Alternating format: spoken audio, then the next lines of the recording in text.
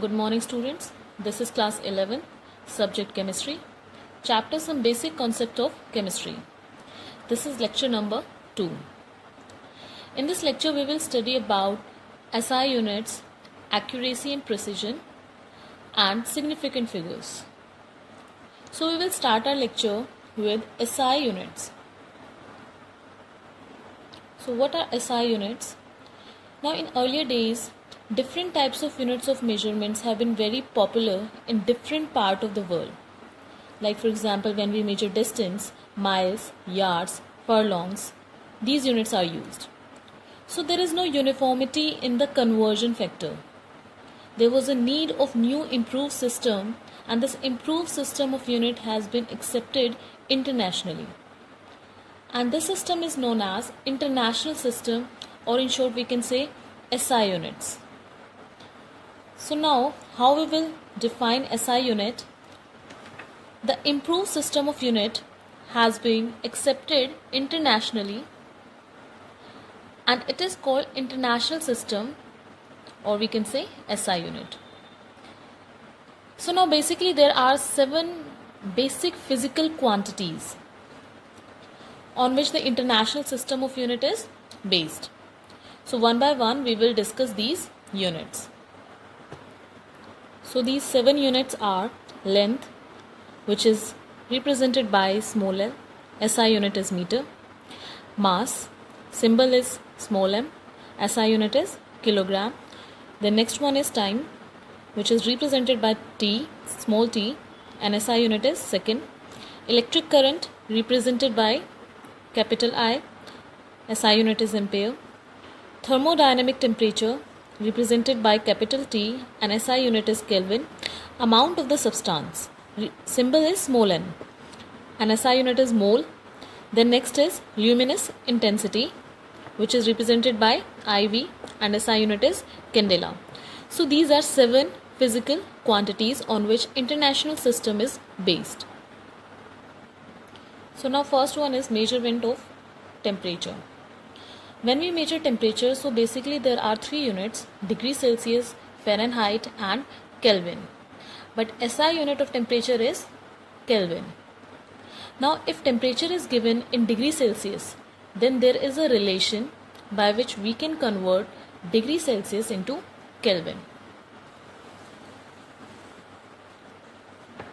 This is the relation between Kelvin and degree Celsius. Now, if temperature is given in degree Celsius, then we can simply put the value here and we can convert the temperature in Kelvin. Now, the thermometer with Celsius scale are calibrated from 0 degree to 100 degree. Why it is calibrated from 0 degree to 100 degree Celsius? Because here we take water. Freezing point of water is 0 degree Celsius. And boiling point of water is 100 degrees Celsius. That is why the scale, Celsius scale, is calibrated from 0 degree to 100 degrees Celsius. In the same way, in Fahrenheit case also, it is from 32 degree to 212 degree Fahrenheit. Now, the relation between degree Celsius and Fahrenheit is equal to 9 by 5 into degree Celsius plus 32. If temperature is given in degree Celsius, then we will simply put value here and this temperature will convert into Fahrenheit. For example, if temperature is 25 degrees Celsius, then when we will put value and we will get our answer in Fahrenheit. So this is first unit, that is measurement of temperature. Now we will move to next one. So second one is SI unit of volume. SI unit of volume is meter cube. Other than SI unit, volume can be measured in different unit also, like liter, milliliter, centimeter cube, and decimeter cube. So relation between liter and milliliter is 1 liter is equal to 1000 milliliter, and relation between decimeter and centimeter cube is 1 decimeter cube is equal to 1000 centimeter cube. So this is how we will write unit of volume. Third one is SI unit of density. SI unit of density is kilogram meter per cube. We will find out SI unit of density using the formula mass by volume. SI unit of mass is kg. SI unit of volume is meter cube.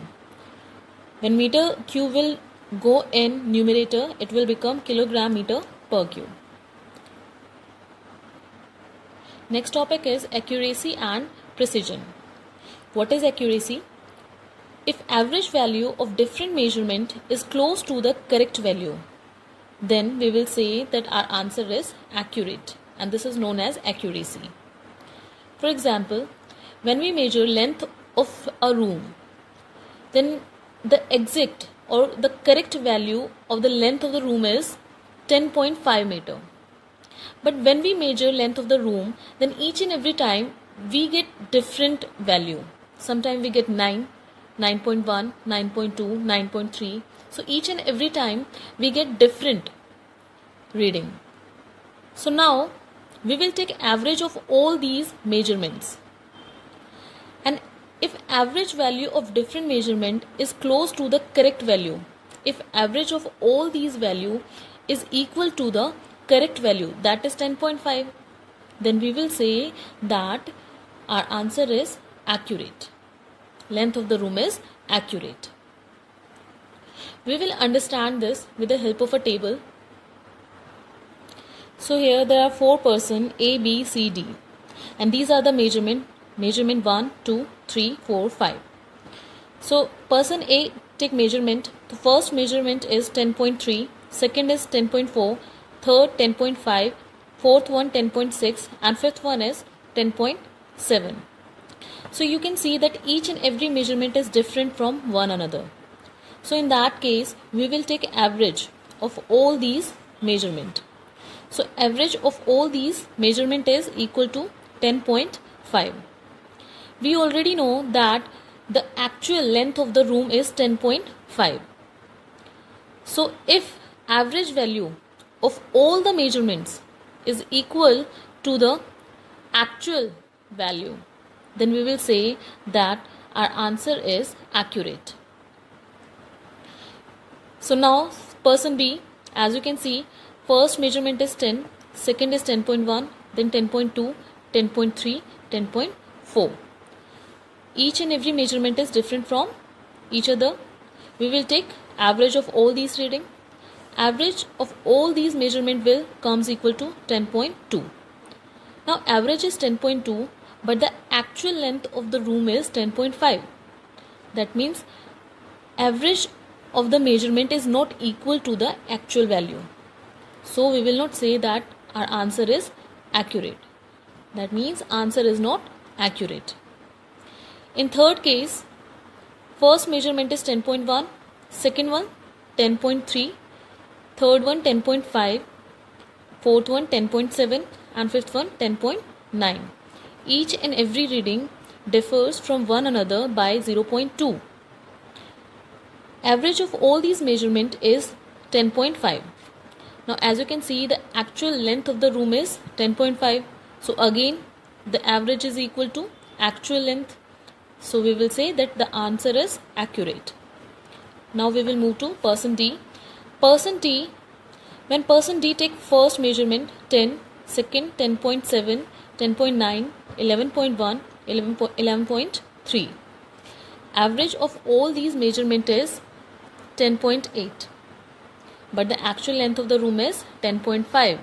So average of all these measurement is not equal to the or near to the average value, or average of all these measurement is not equal to the correct value. So we will say that our answer is not accurate. So this is accuracy. Now we will move to next term, that is precision. What is precision? Precision is if the value of different measurements are close to each other, then we will say that answer is precise. We will understand this with the same table.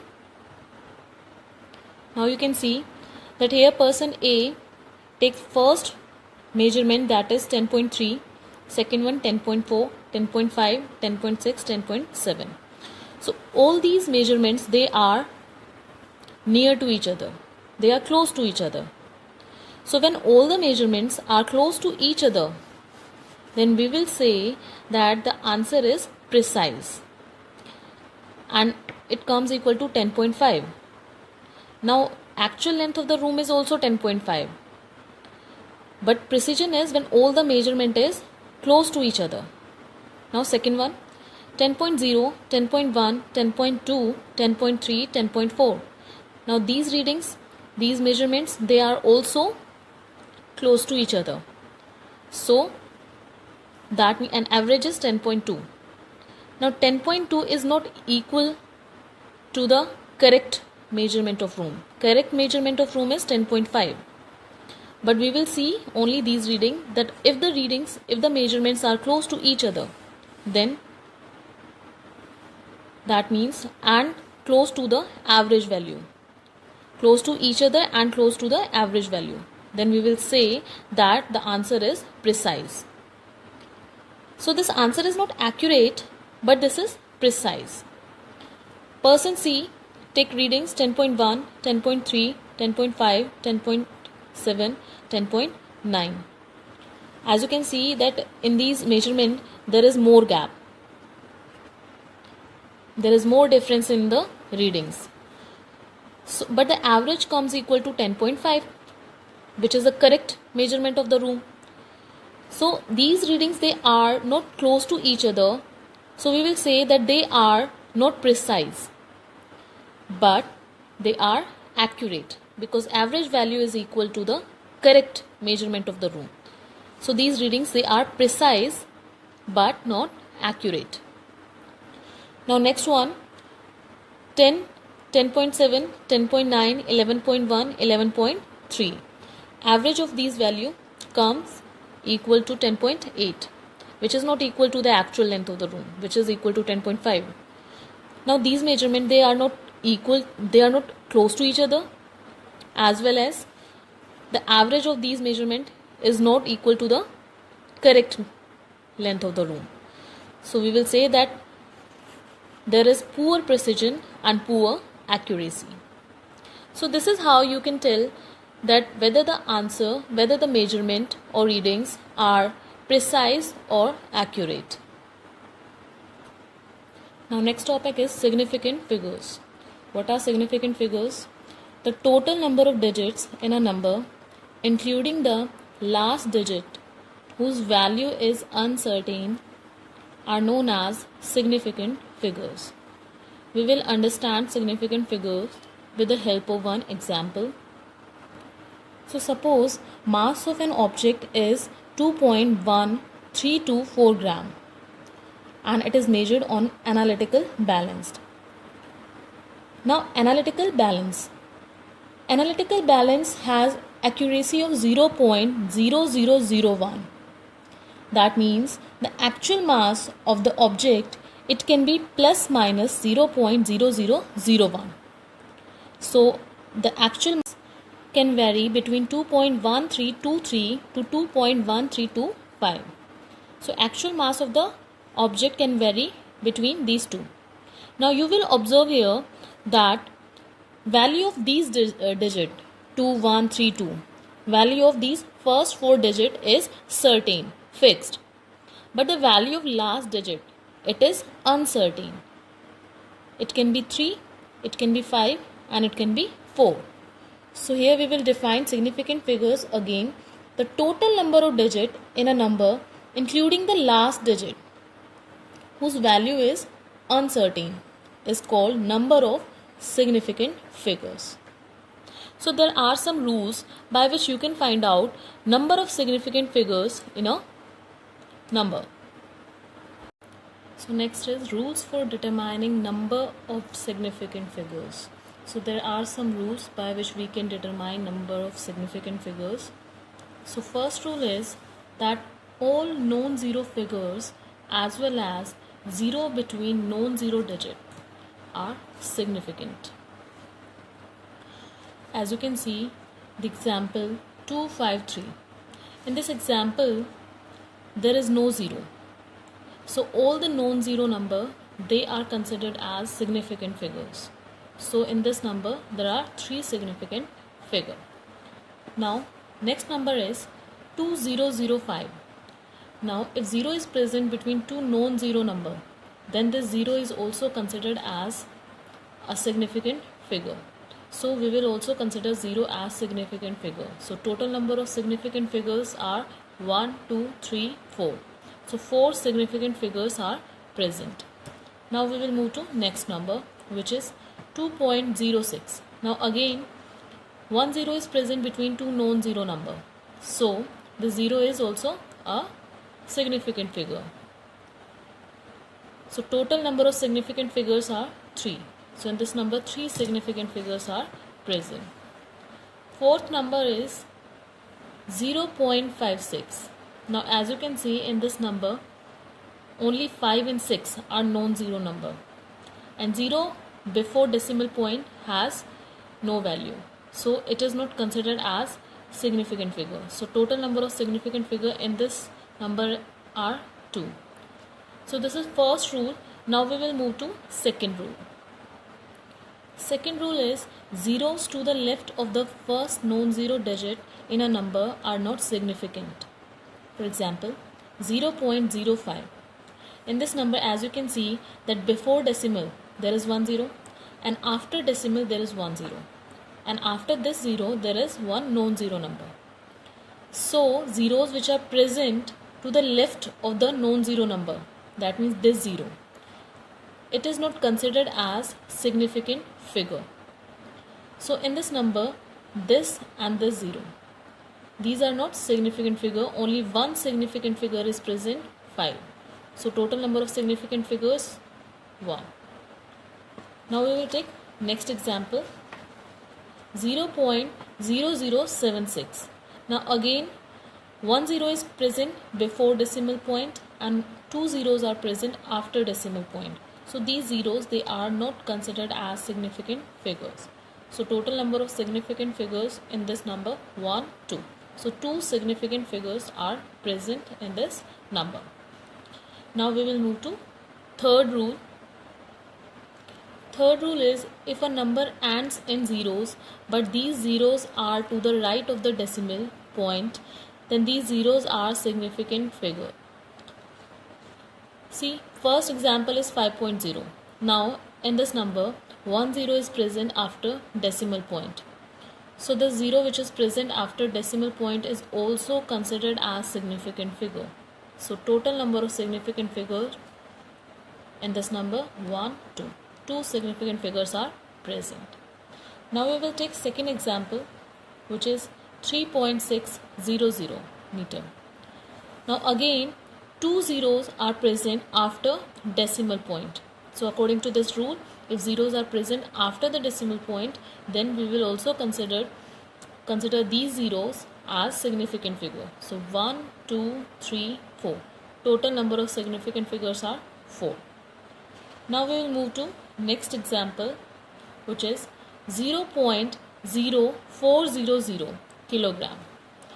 Now as you can see that here before decimal point 1 0 is present, and after decimal point, just after decimal point 1 0 is present. But these two zeros are not considered as significant figures. But zeros which are present here, they are significant figure. So total number of significant figures 1, 2, 3. 3 significant figures are present. Fourth example is 3.20 centimeter. Now as you can see 1 0 is present after decimal point, so we will consider it as significant figure. Now before decimal point there is one non-zero number, after decimal point there is one non-zero number. So these two are also significant figure. So total 3 significant figures are present. Fourth rule is if a number ends in zeros but these zeros are not to the right of a decimal point, these zeros may or may not be significant. For example, 2.300 gram. Now this number, it may have 3 or 4 or 5 significant figures. First of all, we will represent this number in this notation. n into 10 to the power n. So we can write this number like in this way, 2.03 into 10 to the power 4. Now as you can see that decimal point is present in the last, which is not shown here, but in every number decimal point is present in the last of the number. So if we will shift decimal point in the left hand side by 4 digit, 1, 2, 3, 4. Now we are shifting decimal point to the left hand side by 4 digit. So here we will multiply the number by 10 to the power 4. Now as you can see in this number, these two zeros, they are not present here, right? So in this number we will find out how many significant figures are present. So 1, 2, 3. Total number of significant figures in this number are 3. Now we can represent the same number in different manner. So we can represent this number like in this way, 2.030 into 10 to the power 4 gram. Now in this number 1, 2, 3, 4, total number of significant figures are 4. You can also write the same number in this way also, 2.0300 into 10 to the power 4 gram. If you will find number of significant figures, then 1, 2, 3, 4, 5. So total 5 significant figures are present. So in this number 3, 4, 5, these significants may present. It depends how you write the number. Next rule is, the result of an addition or subtraction should be the same number of decimal places as that of the term with least number of decimal places. When we add 2 or more than 2 numbers or subtract 2 number, then you will find out that number of significant, it depends upon the least number of decimal places which are present in the number. Now in this number we are adding 3 numbers, 3.532, 2.6, 1.12. Now as you can see, when we will add these 3 numbers, then we will get 7.252. But in answer we will write 7.2. Why? Because we will see the digit with least number of decimal point. Now as you can see that in this number 3 numbers are present after decimal point. In this number only 1 number is present after decimal point, and in this 2 numbers are, or 2 digits are present after decimal point. So in this number only 1 digit is present after decimal point. So this will determine the number of significant figures which will be present in the answer. So the least number of decimal point. So in this number only 1 digit is present after decimal point. So that means in answer also 1 digit should be present after decimal point. So answer will be 7.2. We will take one more example. Now again we are adding 3 number, 132.1, 5.2 and 13. Now as you can see, in first number only 1 digit is present after decimal point. In second one 1 digit is present after decimal point, and in third number there is no decimal point. Decimal point is present in the last. So after decimal point no digit is present. So when you will add these 3 number, result will be 150.3. Now as you can see, out of these 3 number, in 13 after decimal point there is no 0 or there is no number. So we will write our answer also in this form. So 150 is the answer. Now we will take next example. Now we are subtracting 2.13 from 17.6725. When you will subtract these numbers, then you will get 15.5425. Now as you can see, in first number 4 digits are present after decimal point, and in second number 2 digits are present after decimal point. So in our answer also only two digits should be present after decimal point. So answer will be 15.54. This is the final answer. Next rule is the result of a multiplication or division should be reported to the same number of significant figures as possessed by the least precise term used in the calculation. We will understand this rule with the help of one example. Now we will multiply 2.132 by 2.1. When we will multiply these two numbers, we will get 4.4772. Now the question is how we will write our answer. How many significant figure should be present in the final answer? Now you have to see the least precise term here. The least precise number here, you will observe it is 2.1. Why? Because in first number of significant figures are 4. 1, 2, 3, 4. 4 significant figures are present in this number. And in this number, 2 significant figures are present. So the least precise number is 2.1. So in our final answer also, 2 significant figures should be present. So 4.4 is the final answer. So we will write it like in this way, that 4 significant figures are present in this number, 2 significant figures are present in this number, and in final answer 4.4, 2 significant figures are present, because it depends on the least precise number. So these are the rules to find out number of significant figures in any number. Now we will discuss homework which was given in lecture number 1. I gave you 3 questions. So first question is, what is matter? How you will classify it? So matter is anything which occupies space and have mass is known as matter. And you can classify matter in two parts, physical classification and chemical classification. There are 3 parts of physical classification: solid, liquid, gas. And in chemical classification, you will divide it into 2 parts, pure substance and mixture.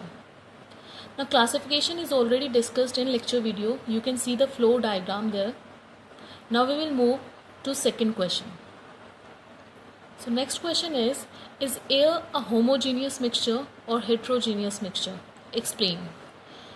Students, air is a homogeneous mixture, but when we consider dust particles in air, in that case air is a heterogeneous mixture. So air is a homogeneous mixture only when we do not consider dust particles. This is answer of second question. Now we will move to third question. So next question is, what is the difference between mass and weight? This question is also discussed in the lecture video. So mass of a substance is the amount of matter present in it, and weight is the force exerted by gravity on an object. So these are the 3 questions. Your homework is NCERT question number 13, 14, 15, 16, 18, 19, 20, 27 and 31. You have to solve these questions.